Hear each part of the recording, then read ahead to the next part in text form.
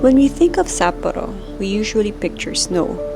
Thick, white blankets covering everything. But what about summer in Sapporo? It's a completely different story. The air is cooler, the pace is slower, and while it's not as crowded as Tokyo or Osaka, you still get the same amazing food, stunning scenery, and warm, welcoming people. There may be no snow, but the charm of Sapporo never fades. It simply changes its colors.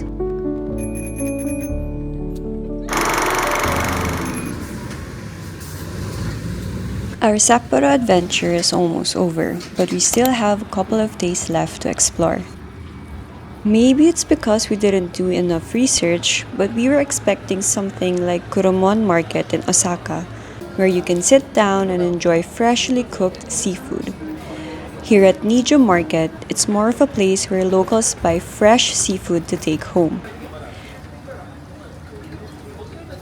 After walking in circles and just when we're about to give up, we finally came across a stall with indoor seating and a long queue. Just like our favorite spot in Kuromon Market, you can choose your crab and have it cooked for you.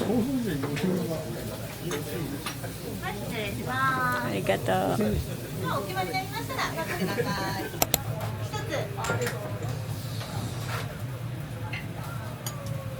When I was younger, I learned to eat crabs because Daddy would bring home live ones in a styrofoam box given to him by his patients. That was already a treat for me back then. But eating snow and king crab is a completely different experience. Oh, this is spongy. Spongy.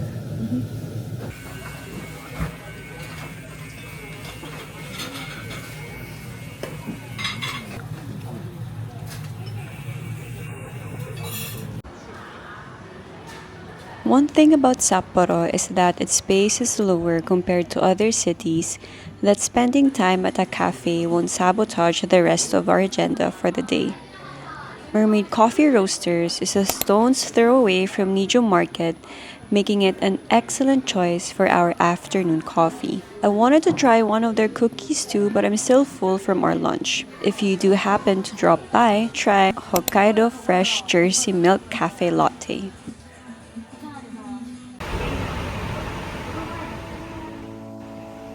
When I was doing our itinerary, I hesitated if I should include this place. Looking back, I'm glad I did because it was an adventure on its own, from understanding the local buses to catching the next one. We were welcomed by this view, a row of straight-faced iconic Moai statues and even a replica of the Stonehenge. From a distance, you can only view the top of the Buddha's head peering out from the hill. The path to the Buddha includes a water garden symbolizing the transition from the secular to the sacred world. The positioning and the angle of the head was done so to give it an element of surprise. It may not seem like it, but this is actually a cemetery. Hill of the Buddha is one of the lesser included places when people go to Sapporo, but it is worth checking out if you have the luxury of time. What's up guys? Kevin Manala here with my wife, Tizza. Medyo shy siya kasi hindi siya sanay sa vlogging.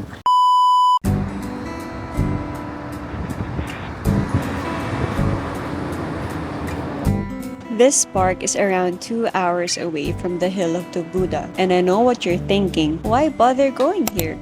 We're renting bikes to go around the park because it's obviously the most fun option to explore.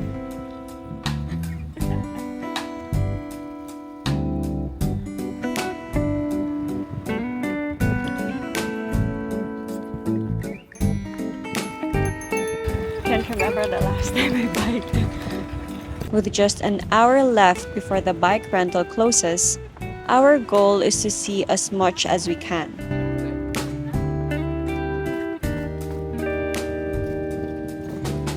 This place is huge, full of art, nature, and open spaces.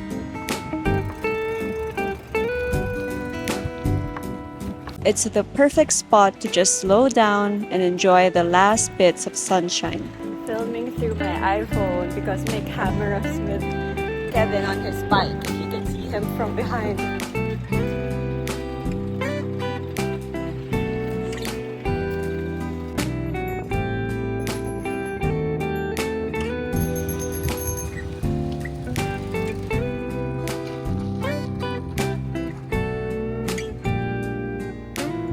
Let's go to the pyramid. I can't remember the last time I went biking, but I do remember how good it feels.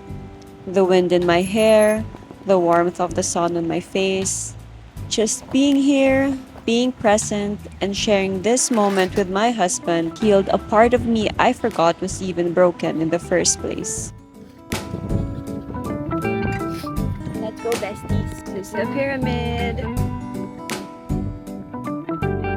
We've been to more beautiful places in Sapporo and outside Sapporo, but honestly, this is my most favorite memory of this trip. Oh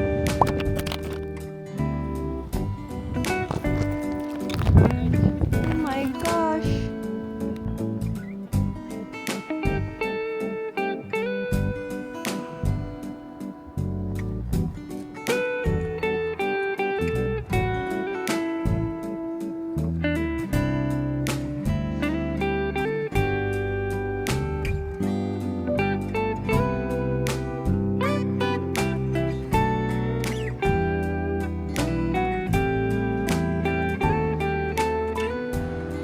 In the heart of Susukino, there's a narrow alley that glows in the night. Small, quiet, almost hidden. Follow the warm light and the smell of broth and you'll find yourself in Ramen Alley. Tiny shops line both sides, each with its own story, own recipe passed down for years. We slipped into one of the shops with barely 10 seats inside but filled with warmth. Sapporo at night and one last bowl of ramen to remember it by.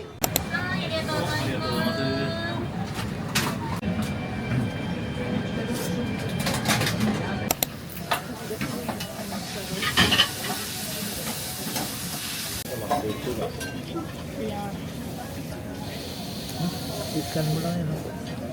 Ba? Pwede pa. Ha? Pwede? Hindi pa nababayad niya. Pero mo na. Before the night is over, we're ending it on a sweeter note at k.l.i.m. First in line, they're opening in 10 minutes. After a day of exploring, biking, and eating our way through Sapporo, this feels like the perfect ending. It's the OG matcha parfait and chocolate parfait. Sometimes the best travel days aren't the ones packed with plans.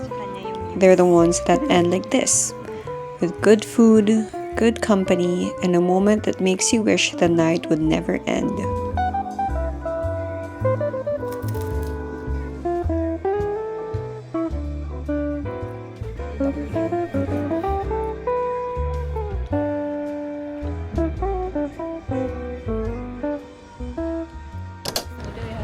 And just like that, it's our last day in Sapporo.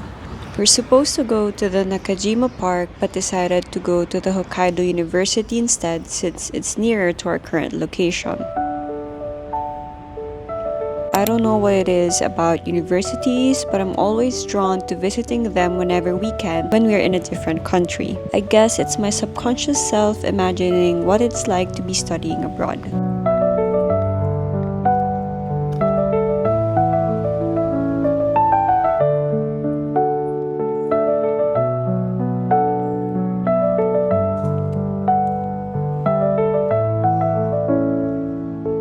The entrance to the museum is free and is not restricted to students only. It has a lot of exhibitions, but what really called my name are their science and medicine displays, such as this microscope and the laparoscopic machine that Kevin's trying out. I had to stop myself from filming anything that is science related, but you can definitely spend hours exploring the museum.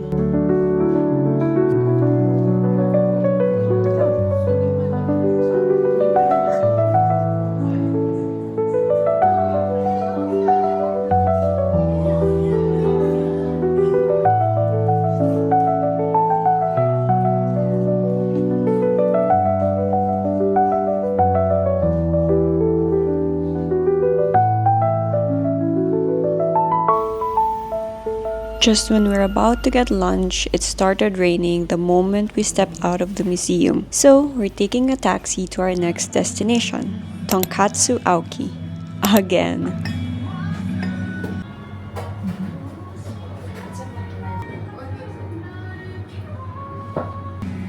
Here's a funny story. Since we started going back and forth to Japan for more than 2 years now, we never actually tried tonkatsu, thinking yabu in the Philippines is enough. But last July, when we were in Osaka, my good college friend Mao recommended the tonkatsu place for us, and since that trip, we pledged to try a tonkatsu place from now on whenever we're back in Japan. Yesterday, on our way to the station, we passed by a pet store, but since we were rushing to catch a train, we didn't get to stop by. Today, I made sure to visit for some much needed canine cuteness because I really miss my dog.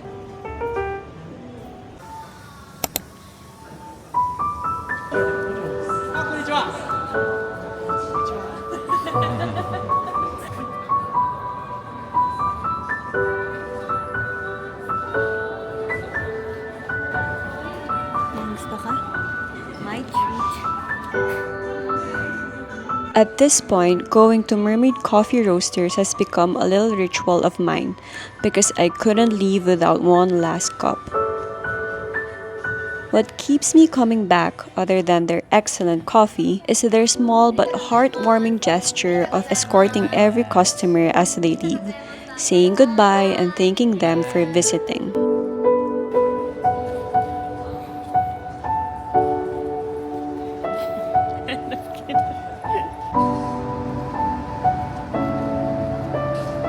Our summer in Sapporo has come to an end, but it's one I'll always remember. From the food to the scenery and all the quiet moments in between. This trip reminded me that Hokkaido isn't just beautiful in winter, it's just as magical under the summer sun.